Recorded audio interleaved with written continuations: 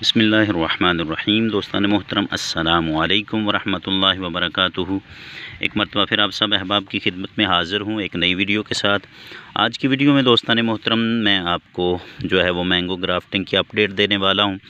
اکتوبر کی 22 تاریخ ہو چکی ہے اور یہ گرافٹنگ میں نے پچھلے منتھ یعنی کہ ستمبر میں 15 ستمبر کو کی تھی، اور یہ گرافٹنگ تقریباً 30 سے 35 دن کے بعد جو ہے وہ کامیاب ہوئی۔ اس کی وجہ یہ ہے دوستان محترم کہ موسم جو ہے وہ تھوڑا سا ٹھنڈا ہو چکا ہے، ہوا میں نمی کا تناسب بھی کم ہو چکا ہے، اس لیے جو گرافٹنگ ہوتی ہے خاص طور پر مینگو گرافٹنگ یا کسی بھی پودے کی اس منتھ میں اکتوبر نومبر میں جو ہے وہ نرسری والے تو کہتے ہیں کہ یہ گرافٹنگ نہیں کرنی چاہیے، کیونکہ گرافٹنگ کا جو بیسٹ منتھ جولائی اگست ستمبر ہے، اس مہینے میں اپنی گرافٹنگ سبھی جو ہے وہ مکمل کر لینی چاہیے۔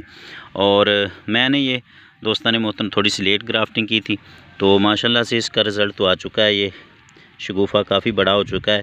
میں نے اس پلاسٹک کو ابھی تک اس لیے ریموو نہیں کیا تاکہ یہ جو نمی ہے تھوڑی سی وہ اس میں برقرار رہے اور شگوفہ تھوڑا سا بڑا ہو جائے تو تب میں اس پولیتھین کو ریموو کروں۔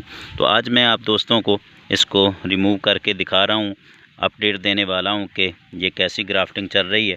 تو چلیے میں آپ کو اس کا اوپر سے ہم پلاسٹک کو تھوڑا سا جو ہے وہ پھاڑ دیں گے، تو میں آپ کو دکھاتا ہوں۔ تو دوستان محترم اس طریقے سے آپ جو ہے وہ پولیتھین کو اوپر سے جو ہے وہ تھوڑا سا اس طریقے سے پھاڑ دیں، اور کوشش کریں کہ بڑی احتیاط کریں۔ یہ شگوفے جو ہوتے ہیں وہ بالکل نئے ہوتے ہیں، اس لیے جو ہیں وہ کمزور ہوتے ہیں اور وہ اکثر ٹوٹ بھی جاتے ہیں اگر آپ تھوڑی سی لاپرواہی کریں تو۔ یہ دیکھیں ماشاءاللہ سے یہ کتنا بڑا شگوفہ ہو چکا ہے۔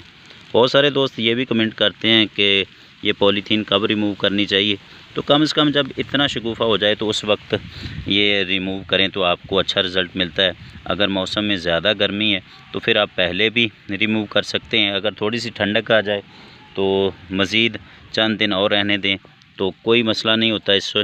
اس میں نمی ہوتی ہے شاپر میں، جس کی وجہ سے جو ہے وہ یہ شگوفہ جلدی جو ہے وہ نشو و نما پکڑتا ہے۔ تو یہ دیکھ لیں ماشاءاللہ سے کافی بڑا ہو چکا ہے، اور پلاسٹک ہم اچھے طریقے سے نیچے سے بھی ہٹا سکتے ہیں، اس طریقے سے اوپر سے تھوڑا سا اس کو پھاڑ کر بھی ریموو کر سکتے ہیں۔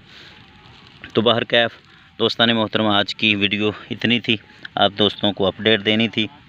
امید کرتا ہوں آج کی یہ ویڈیو پسند آئی ہوگی۔ چینل کو سبسکرائب کیجیے گا، ویڈیو کو لائک اور شیئر کیجیے گا۔